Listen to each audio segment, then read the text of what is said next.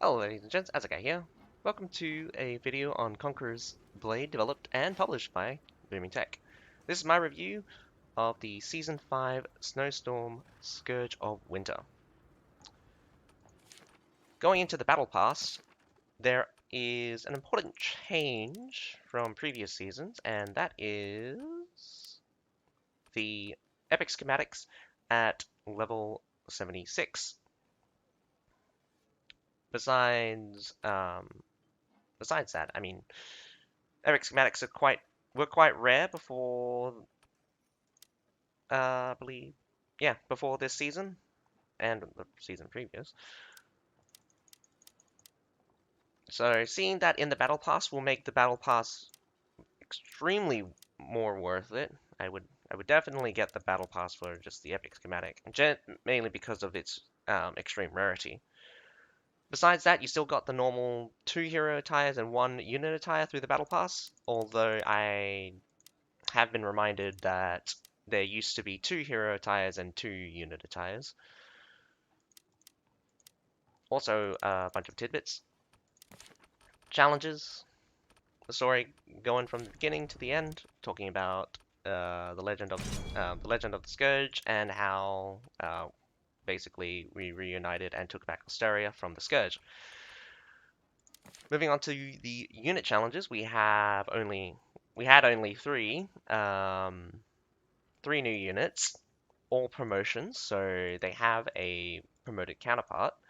First, we have the Halberdiers promoting to Alp Halberdiers. Eternal glory!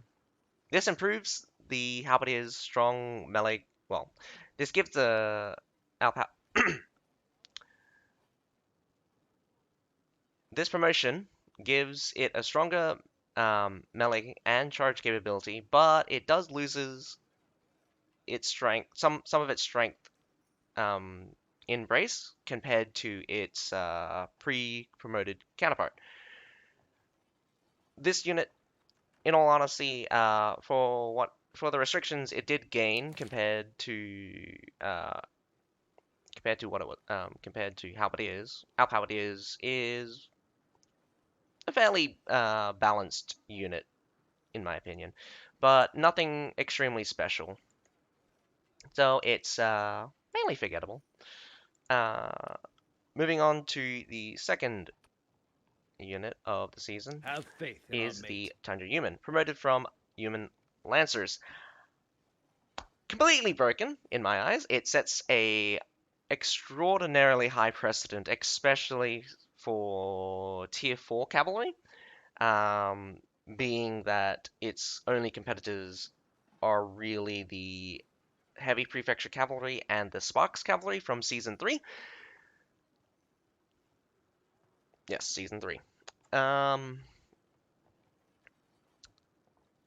one thing that really stands out for the Tundra Humans is that its leadership is actually far cheaper than its, well, not far cheaper, but it's cheaper than its pre-promoted counterpart, which is the Human Lancers, being that it should be Human Lancers being 250, while Tundra Humans being 240 after the season ends, is very strange in my opinion.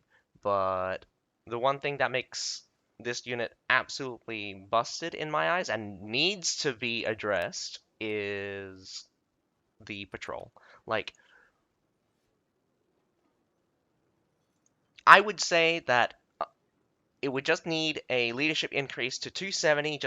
Just get rid of its cost effectiveness. Just make it less cost effective. That way, Tundra Humans are not basically the go-to tier 4 cab because they're too cheap for what they can do, and they're basically a pub stomper. So anything that basically not a direct anti-cav, um, yeah, anything that basically not an anti-cav, like a hard counter to cavalry, cannot handle Tundra Humans. They'll just get um, absolutely destroyed. Tundra Humans probably have the strongest natural state out of any unit in game right now. And finally, onto the third unit, the final unit, the Tier 5 Northern Lance Cavalry. Northern Lance Cavalry promoted from the Fire Lance Cavalry. There are a lot of differences, but mechanically speaking. But generally speaking, it loses some of its skirmish power by reduced range and the randomness of the shots also being also not being completely random anymore. There's more scenarios where the Fire Lance Cavalry would just shoot randomly at targets, while the Northern Lance Cavalry has a distinct shooting pattern. It's also a very unique unit, having two abilities only accessible through veterancy, and it's an or, so you can't have both.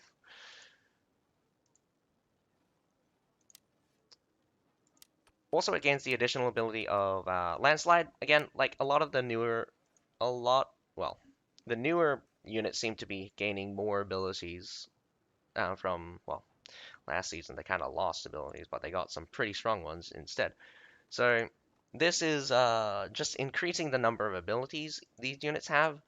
Northern Lance Cavalry basically loses a lot of its previous gimmick with its range, and now get more power in the ability to just smash dense formations.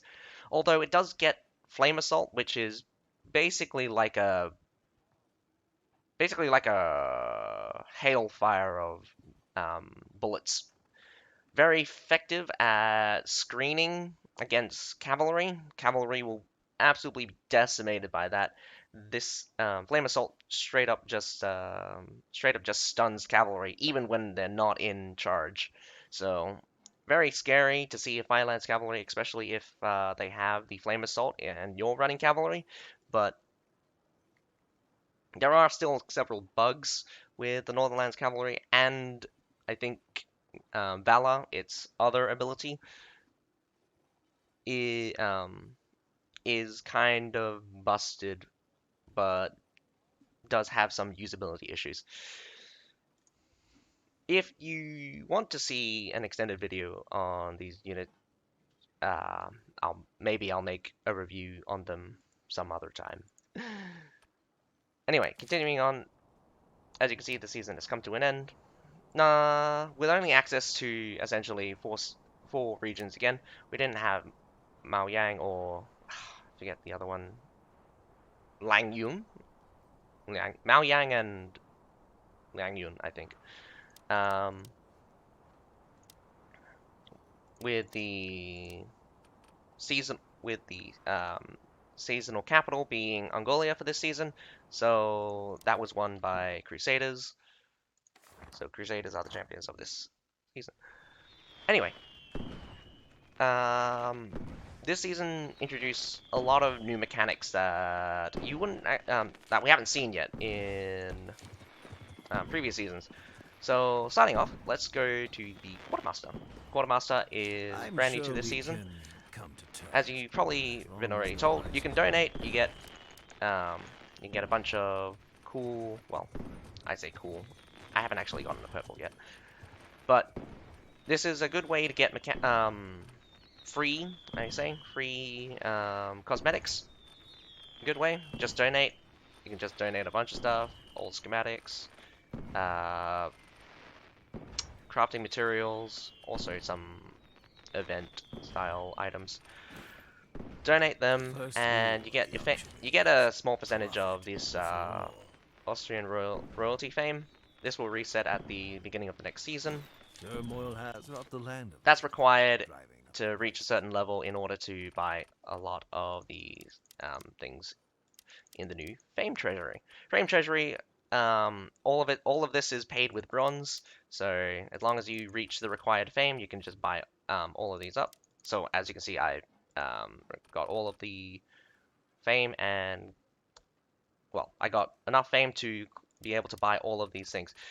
Interesting things to note are these Cormus being seasonal, well, being being a new item to negate the new seasonal effect of the snow. Besides that, you have the strong Baymare, another one besides from the Path of the Hero. Doctrines are always good. Battle relics not very important for people that's finished the Honor Tree. Treaties, always grab treaties. The Epic Doctrine choice is very good. Just not only is it very good, it actually gives us Epic Doctrine versions of the standard piercing slash, well, the standard damage types, the damage penetration types, the damage armor types, and the health type. You don't actually get these by default. Not in my experience anyway. Besides that, you also have the Frost Steel sets. Frost Steel sets have basically, well, stronger set bonuses than their normal counterparts. Although it is unreconditionable, so it's kind of like a one-time set. So yeah, take that as you will, whether or not the set bonuses is worth taking. I don't think I'll ever use them, although I did grab them. First time we've seen the Purple Horse come back ever since the anniversary event in the beta, where everyone got a Black Flame then. This is the first time we've seen the Black Flame return. Well, a Purple Horse in general, just extremely rare. You don't see very many people have it, and the fact that it came back in the Fame Shop is very nice to see. We'll probably be seeing some more rarer stuff be, again, returning in future seasons, hopefully. Again, their scarcity, it makes it a very sought after item. Epic Barding, not too terribly expensive. You can just buy a lot of it on the market, roughly around 50k silver, or 60, depending on availability.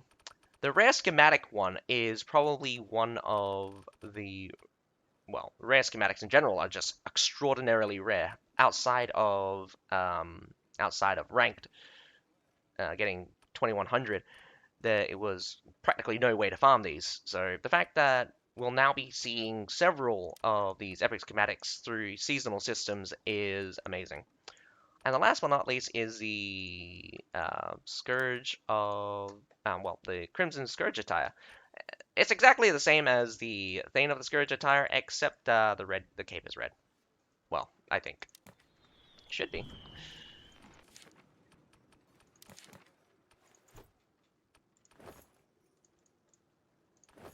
Yep. Besides the cape, nothing else changes. So, very interesting to see a version of the level 100 Battle Pass attire in a new seasonal system. So hopefully this donate resources will come back. Besides that, we also had the, oh, looks like it's not on right now, but there's a bunch of new game modes. No, game modes is right term. So similarly, strength in numbers is essentially what the season refers to as like the kind of new rebel camps. Strength in numbers on the matchmaking mode is just a matchmaking version of Ruins, which you can actually access through the open world if one of these fiefs that are not owned by anyone were under attack.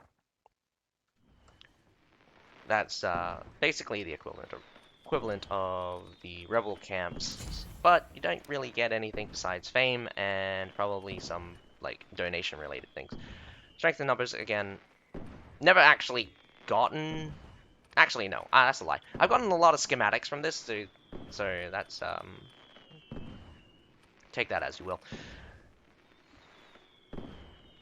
Besides the ruins being the new rebel camps, you also had the rebuild quests, which essentially at the beginning of the season, all of these fiefs were not owned by anyone, but were in ruins. So you needed to do a bunch of rebuild quests in order to basically resurrect the fief, and then people could start fighting over it. As you can see, this rebuild progress.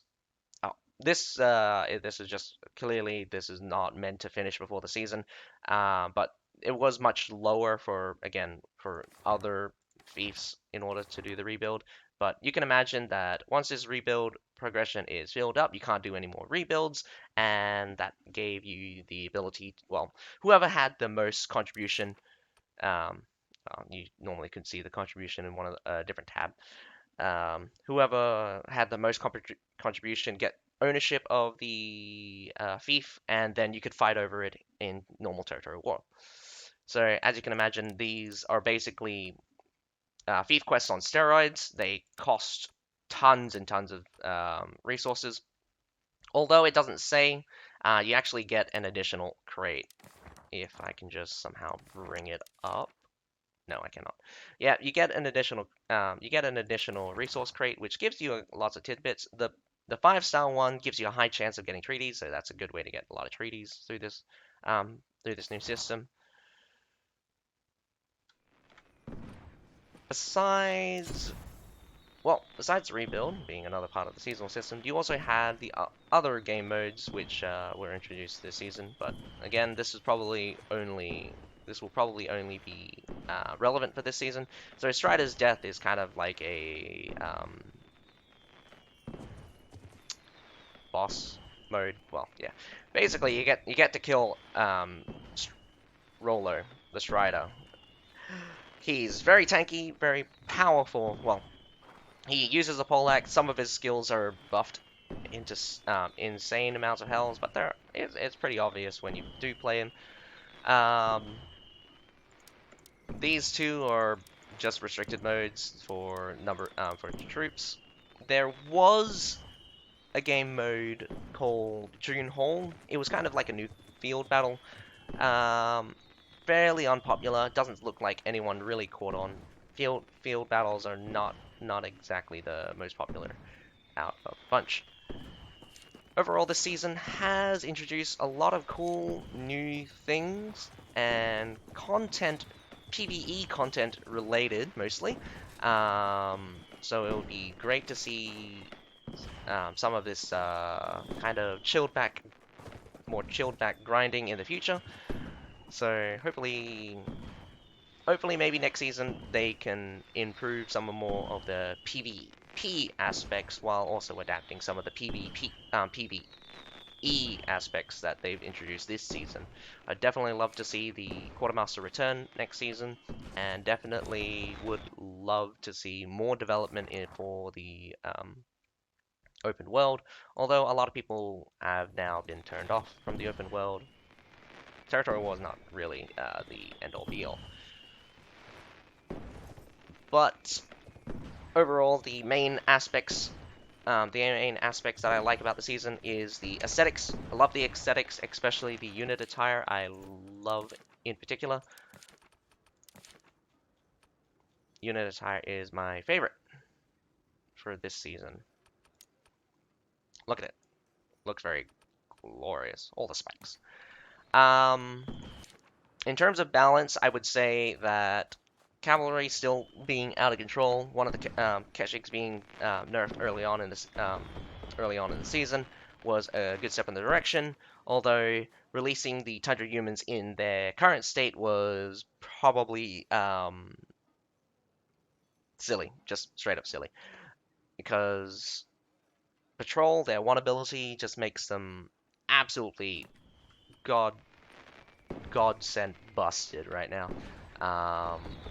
Northern Lands Cavalry, I see people have a lot of gripe with them, though I think some bug fixes and probably a nerf on Valor would probably be able to fix Northern Lands Cavalry fairly quickly, but Tundra humans are probably going to be harder to fix. There's going to be long-lasting issues with Tundra humans compared to Northern Lands Cavalry. Again, because this comes down to their actual the actual abilities themselves. So unless the abilities are reworked completely for the Tundra humans, well, just that one ability, the Patrol, unless that's completely reworked, there's absolutely no way I can see Tundra humans being balanced anytime soon. Although just make it less cost effective, and people will probably have less issue with it. In terms of overall balance, I would give this season probably a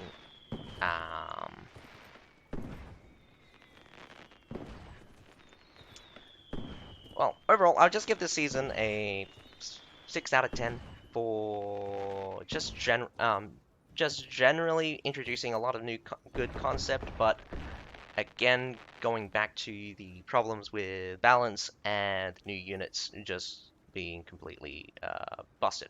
But that probably can't be helped with power creep. Just hope they control it better in the future. And that is the end of my review for Season 5, Snowstorm, Scourge of Winter. I hope people enjoyed the video. My name's Azzakye. Have a nice day.